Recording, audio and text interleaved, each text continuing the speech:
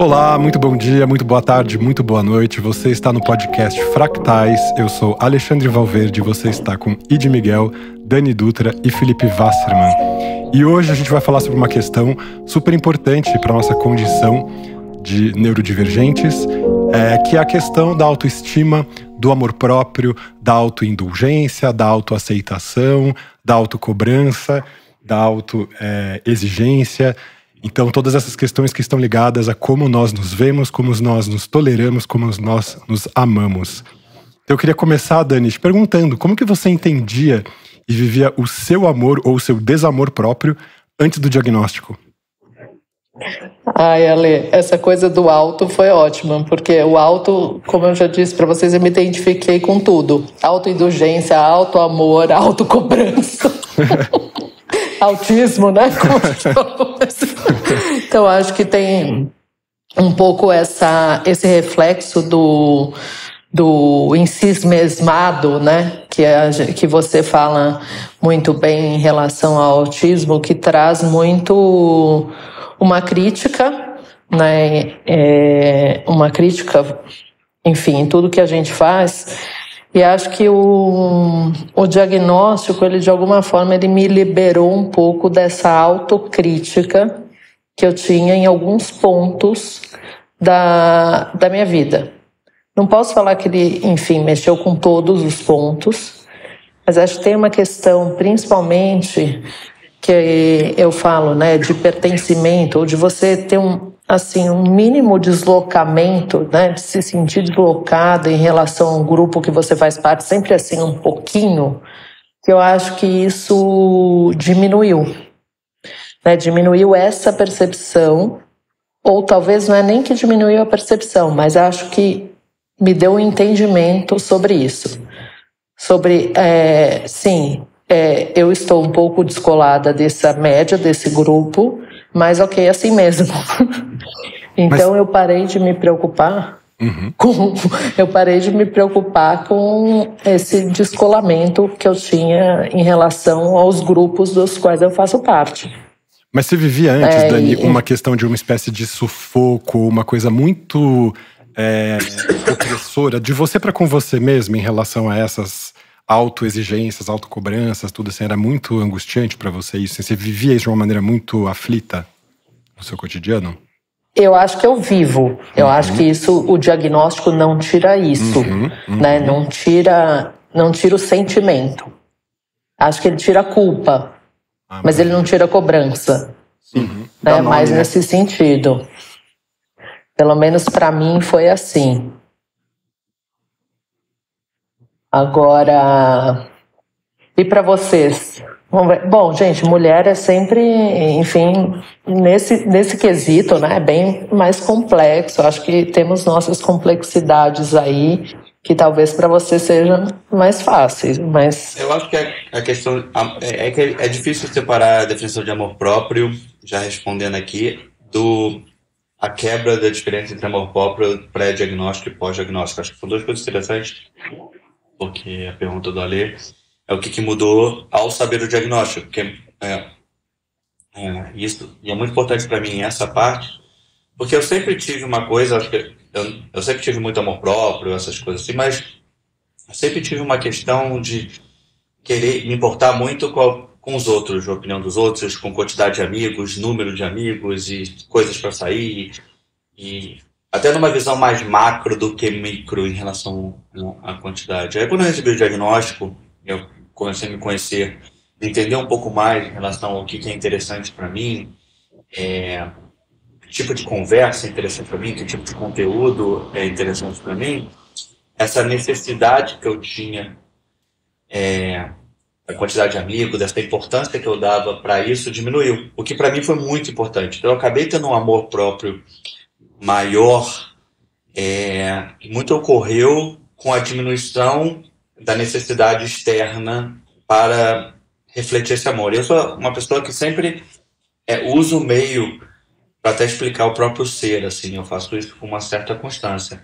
E aí quando eu passei a me entender um pouco mais, esse externo passou a ter um peso diferente em relação à minha preocupação. Então, pessoas que tipo, estavam dentro de grupos que eu achava importantes, de repente pararam de ser tão importantes assim, necessidades e tudo mais. Até quando eu convidei para minha festa de aniversário, tinha pessoas que eu não queria chamar, não chamei, pessoas que não estavam em grupo nenhum e que não estaria numa lista passada, mas que eu tinha algum carinho diferente, eu passei a chamar. Então eu acho que o diagnóstico e esse autoentendimento teve efeito direto no meu amor próprio, especificamente falando. E você não chegava a viver isso como uma espécie de desamor, Fê? Assim, você não teve uma fase em que você se sentia desinserido, desacolhido, rejeitado? Não é questão de desinserido, não. Eu tive uma fase, eu fiz um aniversário uma vez que não veio quase ninguém, e eu senti muito isso Quantos nessa anos quebra você de São Paulo. Não era velho. Era já em São Paulo. E eu era, tipo, depois de casado até. Então, tipo assim, e alguns amigos meus, assim, não vieram. E foi aquele negócio, tipo, de filme que você chama uma galera. E eu sempre fui de muitos amigos. Então, eu, tipo, chamei muita gente. Foi, tipo, 4, 5 pessoas, o que pra mim foi um sinal muito grande, assim. E eu sei que as pessoas, a amizade é muito top of mind, assim. Tem os amigos top of mind que você chama pra sair, e tem os amigos que não são top of mind, assim. E às vezes você não é o que a pessoa desgosta, mas você não é o top of mind. E aí o que a pessoa, ou aquela pessoa que você fala assim, não, mas ele tem muitos amigos de outros grupos, então eu não preciso ir, porque eu sei que ele tá sempre com muita gente. E aí muita gente pensa igual desse jeito. Pode ter muitas explicações Ninguém foi. sobre isso. E foi isso, pra mim foi um Não, eu simbolismo não vou muito porque vai grande. ter alguém. Aí eu não vou, Vai ter alguém, não tem problema. E eu levo isso muito a sério, porque desde que isso aconteceu comigo, eu sou uma pessoa que sou arroz de festa real, assim, eu até falo. Não me chama se você. Não me chame por educação, porque eu vou.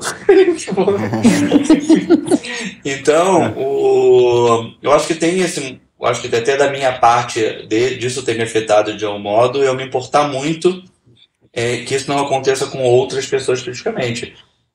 Mas eu não tenho assim, caramba, eu devo ser chato pra caramba. Eu acho que eu devo ser muito chato pra algumas pessoas, tipo, mas hoje eu me importo menos com isso do que me importava com o passado. Maravilha. Eu também tinha uma questão na infância e na adolescência de ter uma autoexigência muito grande e um sentimento de insatisfação. Apesar de eu conseguir fazer muitas coisas e ficar satisfeito por um lado com conseguir isso, muito rapidamente eu tinha um outro interesse, queria fazer uma coisa nova, e aquilo que eu tinha realizado ontem ou anteontem já não me satisfazia. Então, ficar com essa sensação de que eu não me basto, tem uma coisa que não tá nunca tranquila, tal, tinha esse tom assim de um certo dissabor para comigo mesmo. E aí, depois na adolescência, juventude, você começa a achar que esse dissabor ou esse amor vai ser preenchido, né, ou oferecido pelas pessoas de fora ali, né? Então, de ficar esperando essa reafirmação, né, ou essa afirmação amorosa de alguma outra pessoa. E assim, isso pode ser uma armadilha, na verdade, também, né? Pode ser uma coisa importante, é importante que a gente esteja aberto para acolher, receber o amor do outro, oferecer também isso. Mas essa necessidade de ficar esperando, então talvez essa reafirmação, a gente pode se tornar, e isso é muito comum, né, de pessoas do espectro, não estou falando só aqui da minha história, mas da história de várias pessoas que eu acompanho também, essa necessidade acaba se tornando uma susceptibilidade para, por exemplo, relações abusivas.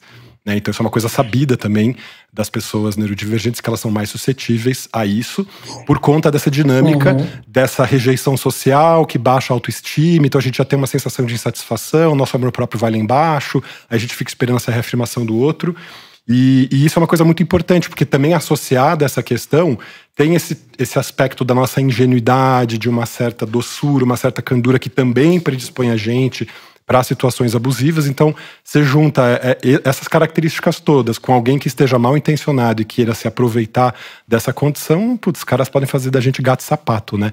Então, isso é uma questão que eu vivi bastante, assim, e até o diagnóstico. Inclusive, o meu diagnóstico foi movido, né, logo após o final de uma relação dessas, em que eu comecei a tentar entender essas dinâmicas, falar, cara, o que acontece comigo?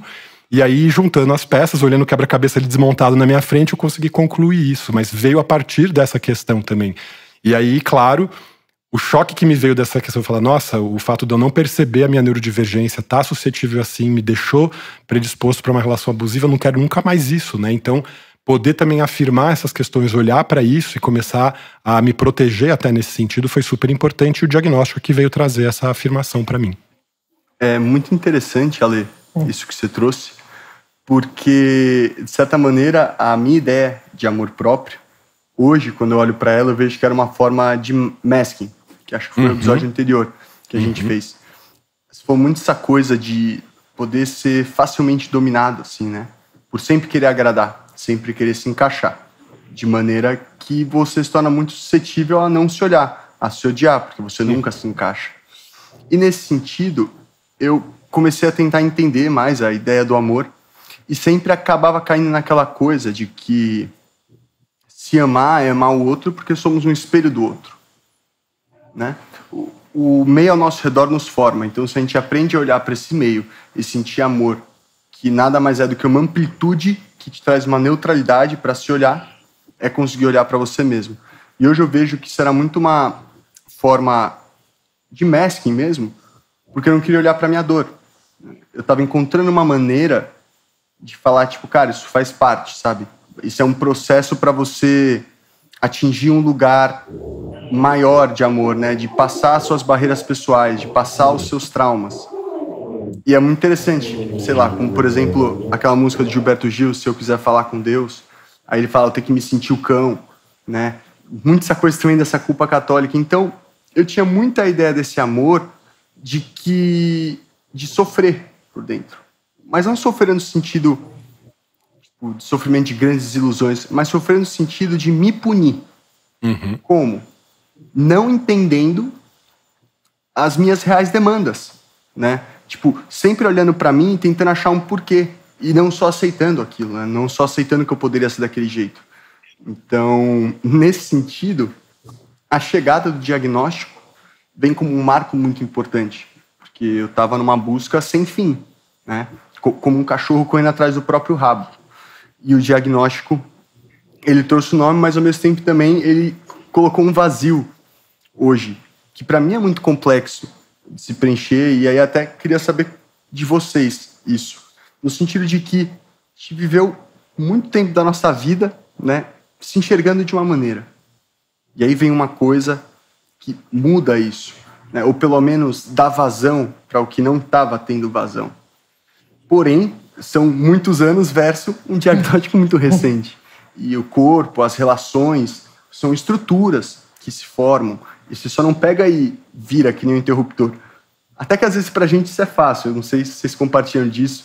O Fê até trouxe quando a gente estava conversando antes aqui do episódio, né? Se pra gente era difícil terminar com alguém, se a gente ficava, tipo, postergando aquilo. Enfim, e aí eu queria saber essa coisa de diagnóstico, como que mudou pra vocês e como estão lidando com isso hoje.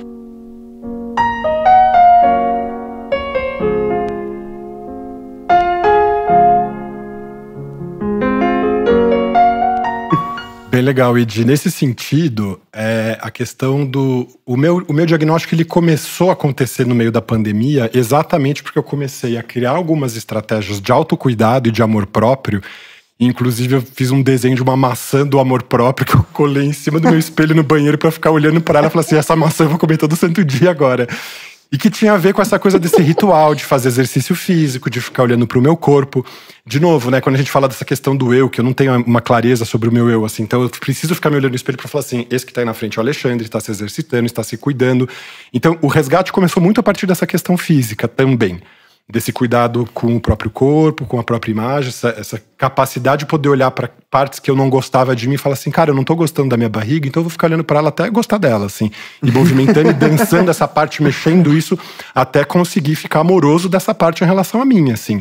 E aí, esse processo de me tornar amoroso de mim mesmo foi o meu steaming, que eu comecei a ter clareza eu ia falar de isso, que isso estava acontecendo, E aí, no fim das contas, assim, se eu posso dizer qual foi a mudança, acho que assim, o próprio diagnóstico foi essa mudança de atitude em relação a mim, que deixou claro, por causa dos rituais, dessas necessidades, do steaming, de entender esses limites, falar, opa, acho que eu sou autista, e falou, putz, ficou bem claro, assim, a partir disso. Só que isso solidificou esses comportamentos em mim. Ao invés de eu começar a ficar com vergonha de eu ficar 1h30 dançando na frente do espelho, me olhando, eu falei, não, cara, isso aqui é necessário para mim, isso aqui é importante, isso aqui é fundamental, o que tá acontecendo comigo?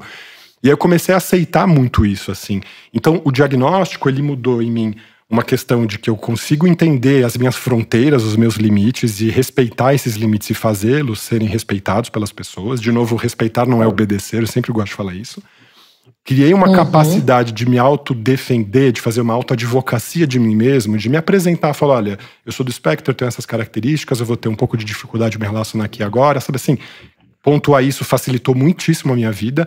Aceitar os meus interesses especiais, poder mergulhar neles e falar, quer saber, cara, eu vou fazer mesmo meus interesses especiais, eu vou fazer mesmo meu streaming, e entender isso como uma necessidade, não mais rechaçar, não mais recusar isso em mim, foi super importante. Então, no fim das contas, tudo isso começou a se organizar, começou a reger a minha vida desde então e rege a minha vida desde então. E eu aceito isso como um resgate mesmo dessa autoestima, desse amor próprio.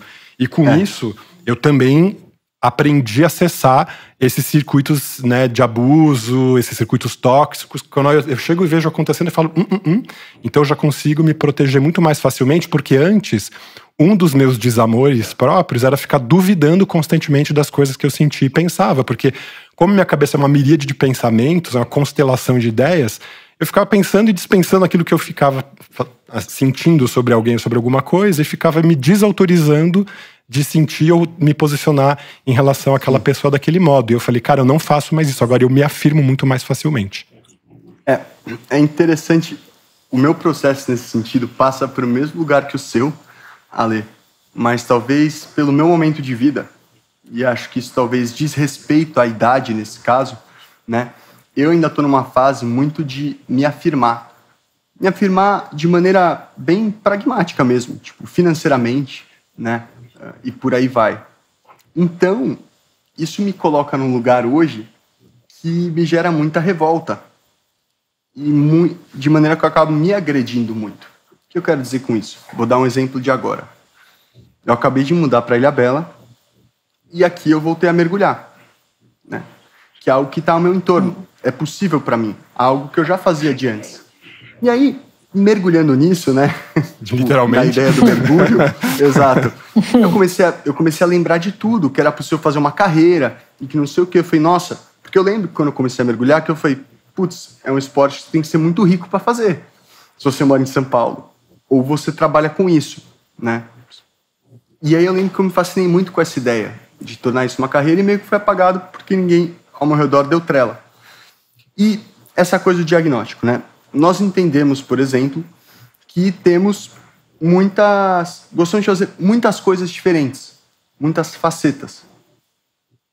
E, por mais que eu saiba disso e saiba que é algo presente em todos nós, eu, pelo menos, tenho muita dificuldade de aceitar. E por que eu trouxe o exemplo do mergulho? Porque se eu paro para pensar, logicamente, eu tenho dinheiro guardado para me profissionalizar. Eu sei que em uma temporada de mergulho eu já consigo pagar aquele investimento. E eu sei que vai ser algo que vai me dar uma liberdade. Eu não vou estar trabalhando para alguém, mas quando aquela empresa precisar de alguém qualificado, pode me chamar para ir com um grupo maior. E por mais que eu saiba de tudo isso, que isso faz sentido e por aí vai, eu não consigo me amar nessa decisão, né? Eu fico olhando para mim e pensando, pô, cara, mas você tem sua marca de roupa, né? Tem coisa lá para organizar ainda. Pô, você tá querendo fazer tua carreira como artista, né? Quanto tempo você não tá postando um negócio no Instagram? Você sabe que é importante estar lá presente, que é uma coisa profissional.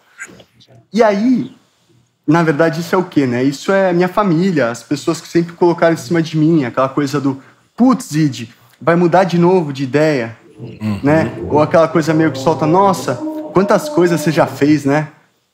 Que oportunidade de vida. Isso é aquela bomba corrosiva contra a sua autoestima, né? Tipo, básico, só avisando. Seja grato por ter vivido tudo isso e nós termos proporcionado. Então, para mim, a coisa do amor próprio e do diagnóstico tá num lugar, com certeza, diferente de vocês. Que é muito efervescente. Tipo, eu tô um caldeirão por dentro. Por quê? Eu ainda tô frágil em muitos pontos, né? Eu sinto que qualquer coisa que pode vir me fura. E aí a maneira que eu tô lidando agora, pelo menos, é tentando, tipo, me disciplinar com esporte e exercício para poder começar a olhar para mim mesmo novamente de uma maneira potente, né? De uma maneira capaz. Enfim. Bom, Ige, se eu posso falar uma coisa, assim, não vai melhorar tanto assim, tá? O negócio tá pensando. Tipo, só isso que eu queria balde te de água dizer, fria, até pra você que tá acostumado a mergulhar na água gelada. Tô num momento muito diferente e tal, papapá. Olha, queria te dizer que não é bem assim. Realmente a gente pode estar desculpa te cortar. Efervescente, mas essa questão do seu lugar ao sol, né? Seu lugar no mundo enfim, pelo menos para mim é bem recorrente. Acho assim que compreender-me, né, neurodivergente, me permitiu, como o Ale falou, criar um pouco mais de fronteiras para uma autocrítica. Para uma autocrítica e também para uma crítica que poderia vir de fora. Uhum. Né? Quer dizer, olha, eu me entendo melhor, eu entendo a razão de eu ser assim, e daqui para fora ou daqui para dentro eu não deixo você ir, enfim. Então acho que isso tem uma relação importante com o amor próprio para mim, né? E também o fato de eu ter que ressignificar. Não é que eu tenho que ressignificar, mas assim, eu ressignifiquei quem eu deveria ser, né? A gente sempre tem uma questão de, eu deveria ser tal coisa, e na medida, e realmente, a gente supostamente, na medida que vai tendo mais maturidade, a gente vai deixando de ser quem a gente achava que deveria ser pra gente se tornar realmente quem a gente é. Isso afeta mas acho menos, que né? fica... certas coisas. Mas fica sempre uma coisa lá que enfim, é um pouco a cenoura que você persegue, né? Que inclusive eu acho até bom. Mas isso deu um ressignificado que eu tô tentando balancear, porque eu de alguma forma baixei um pouco a régua para mim. É assim que eu sinto, né?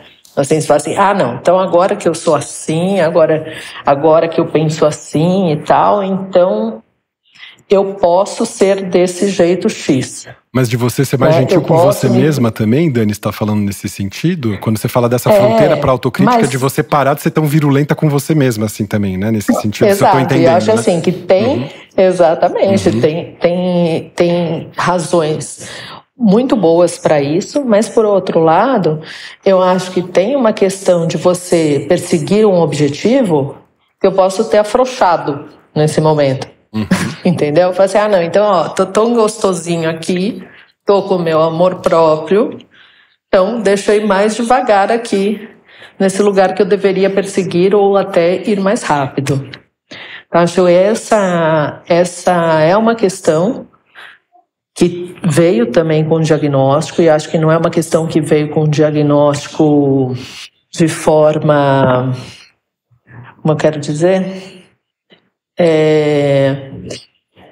como uma prescrição, uma receita, assim, é isso? É uma coisa mais espontânea, mas... não é racional, não. Racional. De forma racional, né? Eu acho que ela vem mais no irracional. Talvez na indulgência de você falar assim, agora eu posso ser assim. Agora, já que eu sou neurodivergente, então eu mereço tal coisa.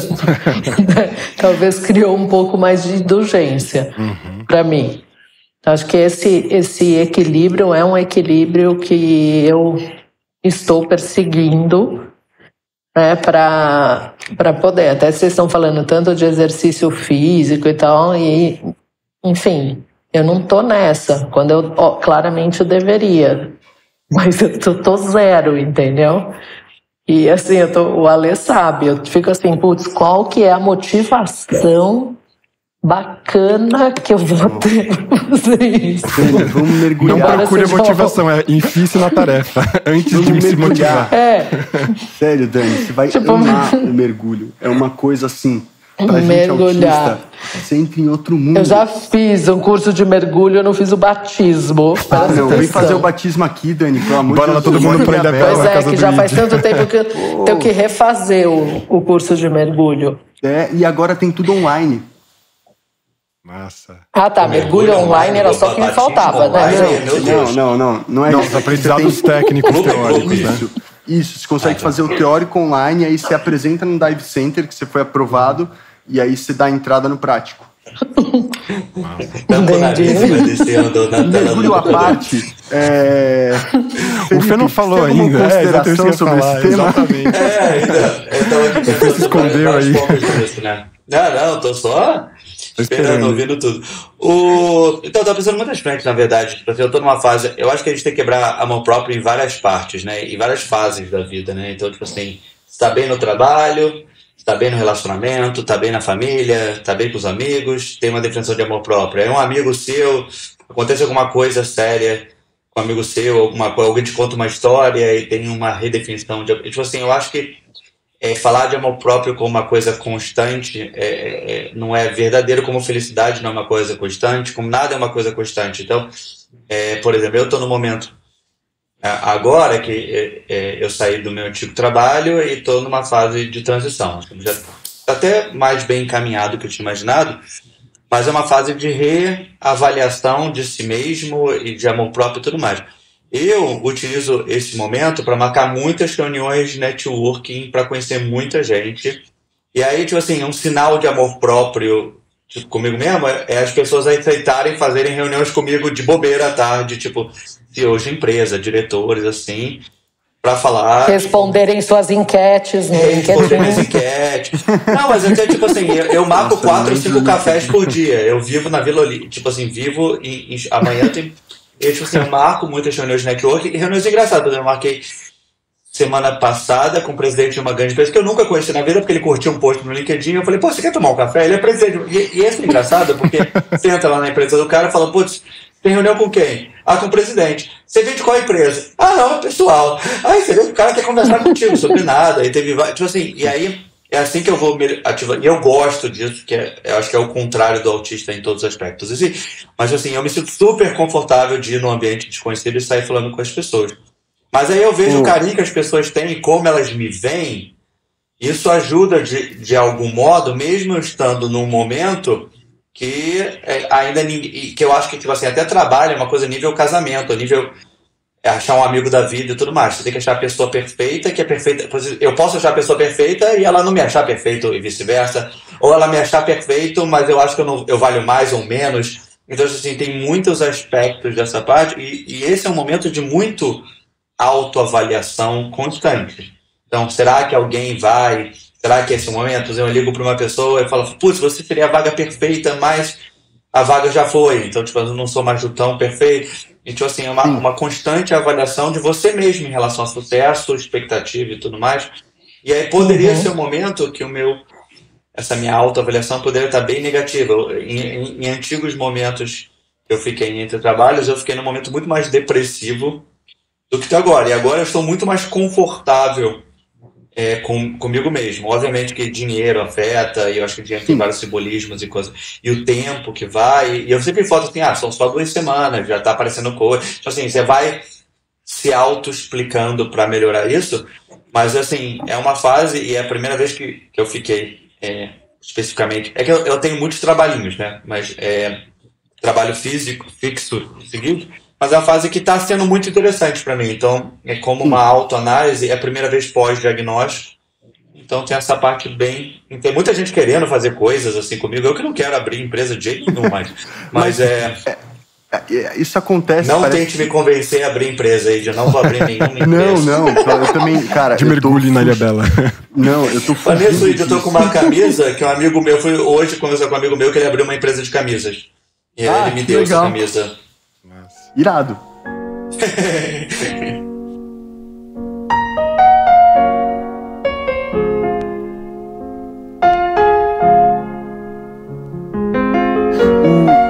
O que eu ia falar, na verdade, é que parece que a maneira que se encontrou para lidar com uma situação que te incomodou muito, que é o estar desempregado, né? O receber uma negativa, foi justamente viver tudo isso e passar por isso, né? A gente vai criando calo. E nesse sentido, falando do amor próprio, né? É como, eu diria que a gente vai formar calos na nossa personalidade. Isso é um fato, né? Eu não tentaria fugir dele, achar que a gente vai conseguir ter um pé lisinho, bonitinho. Mas acho que a grande questão do amor próprio é como você olha para esses calos. Né? Que ótimo. Se você olha e fala, nossa, como meu calo, pé deformado tá maravilhoso. Você faz parte de mim, né? E nesse sentido eu caio um pouco do que eu venho fazendo ou do que eu venho sentindo, que é a coisa mais eficaz nesse momento muito intenso que eu tô de olhar para minha personalidade, para a vida e por aí vai. Que é, aí eu vou cair naquela coisa daquele livro A Arte de Amar, né? A coisa do outro e tal. Mas na verdade é me mostrar frágil pro outro, né? Os momentos que eu mais consigo me amar são quando eu mostro todas as minhas fragilidades. Por quê? Porque é quando eu assumo para mim mesmo que eu tô enxergando elas, né? Eu tô verbalizando elas. Tô colocando ali, eu tô chorando. E é muito doido isso, porque todo mundo tem pensamentos que você não gostaria de ter, que racionalmente você não concorda com aquilo. Vou dar um exemplo. Ontem eu ia no terreiro de Candomblé e aí, por uma coisa besta, assim, antes de ir, eu tive um desentendimento com a minha namorada. Pra mim, aquilo foi tipo um mundo desabando. Porque eu tava, nossa, eu vou ir pra aquele terreiro, um monte de gente que eu não conheço, meu único porto seguro, eu não sei se vai estar estável, e se acontecer uma coisa, não sei o quê. E eu comecei a ficar muito mal. Muito mal. Por que eu fiquei muito mal? Eu falei, não, eu não quero ser essa pessoa, né? Esse empecilho. Eu não quero causar não sei o quê. E eu surtei, cara. Não surtei, tipo, mas tipo, um meltdownzinho básico um turbilhão interno de emoções. Uhum. E o que me ajudou foi eu poder olhar para a pessoa que eu tava e falar, sim, tipo, eu não quero que você vá, eu tô muito mal, sabe? Poder olhar para esse lado meu, né? Esse lado que precisa do outro, esse lado que pede, né? Porque muitas vezes a gente sempre teve medo de pedir. A gente sempre era muito diferente. O tempo inteiro tô apontando pra você falando que você é diferente. Só, pô, parece que já é um esforço estar perto de mim. Então, o exercício do auto-amor, pra mim, gira muito em torno de quando eu venho conseguindo me abrir inteiramente, assim. E poder mostrar desde as coisas que eu tenho muito orgulho dentro de mim, até as coisas que eu sei que são atitudes que eu possa que eu tenho às vezes, mas que eu não gosto, que eu não concordo. E saber olhar para elas, talvez seja uma maneira de eu lixar esse calo, entrando na metáfora do pé, né? Hoje ele é um calo que ele incomoda, né? E eu não vou ir num cirurgião de calo tirar o calo, mas eu com certeza vou lixar ele e ficar olhando e falando, bicho, vamos deixar aqui você no shape, você não vai sair, mas vamos te amenizar. Então, o auto-amor passa muito sobre isso. Eu não sei, o que você acharam da metáfora do calo? Olha, você sabe que eu só vou falar o seguinte, que isso daí me lembrou o Abapuru da Tarsila do Amaral, né, com aquele pezão, que na verdade nada mais é do que uma ilusão de ótica e uma perspectiva. Total. Né, que você olha o quadro e você olha um pezão enorme de uma pessoa e na verdade aquilo é uma perspectiva. Eu acho que tem muito a ver com a sua metáfora do pé, né? A gente começa a mudar essa perspectiva. Mas fala, Fê, que eu te cortei, desculpa. Não, eu acho que todo mundo tem seus centros de segurança, suas estratégias, seus caminhos, assim. Acho que até conscientemente e inconscientemente de como fazer isso. E eu acho engraçado o diagnóstico de atos em si. Uma coisa que eu ia falar na última, mas só reforçando um ponto. Por exemplo, eu estou conversando com muita gente, ainda mais no mundo marketing, no mundo gestão. São as pessoas que eu mais super admiro e eu diagnostico quase todo mundo. Assim, teve uma amiga minha que eu virei e falei assim, eu falei, Cláudia, o nome dela. Eu falei, Cláudia, posso falar uma coisa? Ela fala, você é sempre promovida com 6 meses? Ela, sim. Você se entendia com o trabalho depois de 8, 9 meses? Ela, sim. E você é desesperada para sair depois de 1 ano e meio? Ela, sim. Aí ela falou, eu falei assim, cara, eu consigo te entender rapidinho, assim, das coisas, assim. Das questões, você tem que procurar um trabalho que te motiva sempre, senão você cansa e é sempre o mesmo ciclo. Aí ela quanto mais eu me desenvolvo, mais esse ciclo vai ficando desse jeito. Eu falei, é assim. E aí esse ato de ficar tentando criar motivação no trabalho para desenvolver é uma coisa engraçada. E aí funciona em relação a tudo, né? Tipo, até nesse posso grupo... fazer uma pergunta? Vai com tudo. Você se sente motivado quando você vê essa autoidentificação com a Kátia, do tipo... Com a Cláudia, legal, Cláudia. tem uma pessoa aqui que nem eu. É Cláudia, perdão, achei que era Kátia. Foi quem? Kátia. Não, eu acho que, tipo assim, eu acho só engraçado que as pessoas, eu consigo... É que o negócio que eu sempre falo de escola, entre, tipo, aprendizados lineares e aprendizados não lineares, eu tô descobrindo que a maioria das pessoas em gestão, mas em gestão não de empresas muito tradicionais, são mais... Eu diagnostico nas pessoas que eu conversei, tem mais um diagnóstico. As pessoas de gestão de empresa mais tradicional, que tipo, tem um caminho mais linear, mais processual, são menos diagnósticos. Eu não estou falando de mais inteligente ou menos inteligente, nem te ganha mais ou ganha menos, mas é engraçado, tipo, ambientes que incentivam a ficar criando coisa nova o tempo todo, tipo, atrai mais pessoas que eu vejo como dentro do diagnóstico. Então eu acredito que eu até ouvi isso num documentário, acho que do Spotify. O cara falou assim, cara, eu só invisto em empreendedores com algum tipo de problema mental. Eu sei que assim, definição, algum modo, não tem pesquisa para isso de definição de empreendedor. Mas aí sobre meus pontos fortes, assim, tipo assim, eu tenho família, 2 filhas, então tipo, para mim isso é muito claro. Tipo, eu tenho que me mostrar e ser feliz e tudo mais, e quero ser feliz como símbolo para elas, eu abraço e tudo mais. Então tem essas coisas muito fortes desse sonho de família. Tem a questão de esporte, futebol e beach tênis, competição, que é uma coisa que faz. O negócio de conversar com o outro, aprender coisas novas, ou sonho de viajar, de planejamento para uma viagem. É uma coisa que... Você vai delirar aqui no beach tênis, cara. Na Ilha Bela, o pessoal joga o dia inteiro. Eu tô esperando o convite, cara. Eu já convidei, a gente até marcou uma data. Não, mas a gente tem uma data tá marcando uma data, é gerúndio. Não gosto de gerúndio. Não, eu reservei essa data no meu calendário. Não, a gente tem essa data. Qual é a data? Deixa eu esquecer. Eu também, mas eu sei que tá no calendário. Já esqueci, é ótimo. Nem lembra, que eu já digo, 17 Eu acho que a gente... Não fala no podcast, vai todo mundo pra casa deles. O encontro. Acho que a gente pode voltar ao assunto do podcast. Com a minha viajada aqui. Não, mas eu acho que, tipo assim, eu hoje tenho muitos pontos seguros em relação a, tipo assim, eu tenho um primo meu que, tipo assim, é um cara que eu marco almoço quando eu quero ter conversas específicas. Eu tenho um momento com meu pai, especificamente, depois de certo momento, que eu já marquei viagem pro meu pai me dar bronca, que tipo, eu precisava disso no relacionamento, e eu faço viagens para ele. Eu tenho algumas pessoas específicas, com desejos específicos, assim, que eu tenho um carinho, um desejo de proximidade muito grande, e é muito ponto seguro para mim. E eu acho que até uma coisa de auto-amor, assim, só para terminar, que eu acho extremamente importante, assim, é saber o quanto que a minha existência é importante na vida de certos indivíduos específicos, não do mundo todo, não é que... Mas, assim, o como estar feliz afeta tanto a felicidade da minha mãe, dos meus pais, da minha família, de pessoas próximas de mim, e o carinho que eles têm por mim e eu tenho por eles acaba sendo uma fortaleza muito grande de me manter feliz o máximo do tempo possível. Não todo o tempo, porque ninguém é feliz todo o tempo, mas um amor próprio realmente mais constante. Isso é muito legal. Acho que o fato da gente se sentir querido, né? E eu realmente também, minha família e amigos, eu também me sinto dessa forma. Eu acho que, é super importante, né? Principalmente naquele momento, eu sou, super, super, super crítica comigo mesma.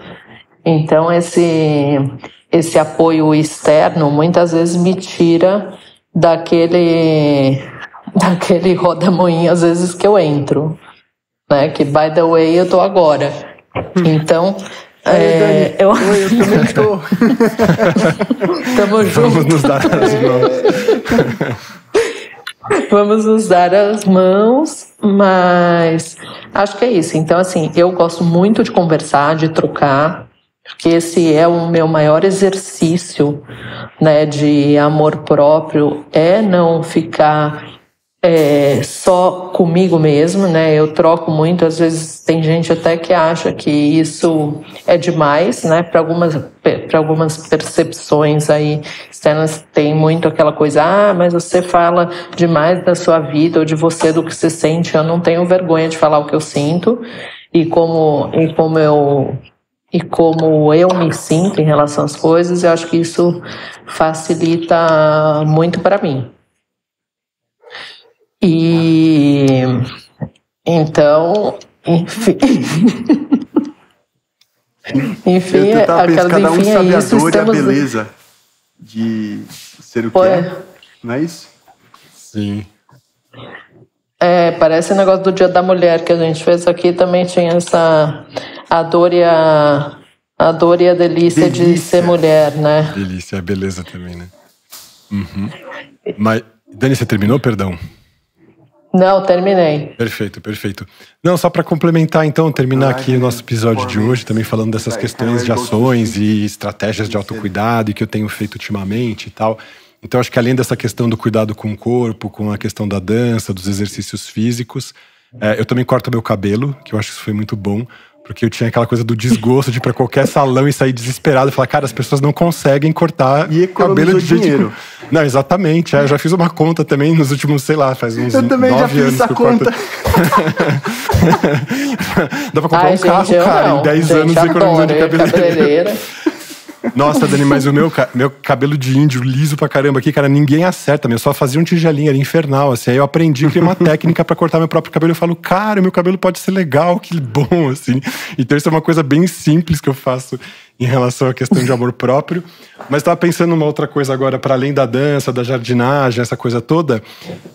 Agora nas férias, né, entre 22 e 23, aqui essas férias de fim de ano, eu decidi retomar vários objetos meus que estavam em caixinhas, coisas da minha infância, as minhas coleções, coleção de carrinho, coleção de selo, coleção de moeda, de conchinha, de folha, de livro. Eu tenho zilhões de coleções. Tirar tudo aquilo do armário, tudo das gavetas e colocar ou nas minhas prateleiras, deixar visível ao alcance dos olhos, ou colocar em molduras. Então aqui atrás de mim vocês estão vendo desenhos que eu fiz quando eu era mais jovem e tal. Ou pegar coisas muito preciosas pra mim, colocar em caixinhas de acrílico e elas automaticamente se tornaram preciosas, assim. O fato de colocar nessas caixinhas dá uma dimensão para aquilo de peça de museu, assim, que você fala, uau, tal. E fiz questão de deixar tudo ao alcance dos olhos para eu ficar constantemente recuperando a minha história. Eu falei, cara, eu passei por aqui, eu fiz isso, eu lembro o dia que eu mexi nesse negócio e tal. Então isso também trouxe para mim um lastro, uma sensação de segurança sobre mim e da minha história e de quem eu sou, que me ajudou muitíssimo, assim. Eu tenho incentivado também as pessoas nesse sentido a resgatarem suas histórias, suas narrativas, seus pequenos objetos, suas pequenas preciosidades que não são pequenos, são super importantes. E ter essa clareza, esse cuidado, esse amor também com essas coisas que também representa ali histórias e coisas que a gente viveu, nosso lastro nesse sentido, né? Sim, então tem umas coisas, não sei se vocês tiveram isso assim, mas que na hora a gente não vê o valor daquilo, achou um saco fazer, mas hoje é mó legal. Sei lá, um exemplo, no terceiro colegial eu tive que escrever uma autobiografia, um projeto da escola, todo mundo teve. E eu achei aquilo um saco. E aí hoje você lê sua autobiografia, você achou super massa, né? Nossa, eu falei, meu Deus, cara, que da hora. A visão que eu tinha de mim ali, tanta coisa permanece, né? Porque não sei se vocês têm isso, eu lembro muito de você, Dani, você falando do seu pai, que ele, mesmo velho, continua revoltado com o mundo, sabe? E sempre falavam pra mim, falam, né? Se ele ouvir você falando que ele é velho nesse podcast... E dizer que a expressão veio da sua boca, Dani. Você falou pro jovem há mais tempo, jovem há mais tempo. Eu quis dizer jovem há mais tempo. Mas o ponto e ler aquilo no passado, né? E ver, tipo, cara, eu continuo como eu sou. Tipo, revoltado com várias coisas e por aí vai. Aliás, eu queria falar de uma dimensão dos nossos autocuidados, vamos falar assim, e desse amor próprio, que eu acho que é esse próprio podcast. É verdade. Mas é verdade, assim, fazer isso que a gente faz, se dedicar a isso semanalmente, de se encontrar, exatamente o coraçãozinho flutuando aqui, assim, é muito esse lugar, assim, da gente falar, poxa, cara, que tal a gente começar a se amar um pouco nesse sentido, se cuidar, se ver, rir de si mesmo, poder falar das agruras, poder falar das coisas boas, acho que também é uma ação super importante, né? E deixar um rastro para quem quiser nos acompanhar nesse sentido, né? Então eu fico super feliz também. Pois e no próximo, o ID pode vir com camisa, a gente tira uma foto pra gente poder fazer um quadrinho nosso e colocar também na parede. E hoje, foi até engraçado que eu pensei nisso, mas aqui é muito quente. Também, todo mundo tá aqui sempre olhando o ID com camisa. A gente tem esse privilégio de ver as espáduas do ID desnudas. Não, eu vivo sem camiseta. Hoje, por exemplo, eu fui na Sabesp resolver uma coisa e eu não consegui. Por quê? Porque eu não podia entrar sem camiseta. Eu falei, pô, mas eu tô na praia. É o calor que tá. Ai, meu Deus do céu. Boa noite. Ótimo. Maravilha, pessoal. Uma ótima noite para todos nós, para você que está nos acompanhando também. Um beijo, Muito pessoal. amor para todos vocês.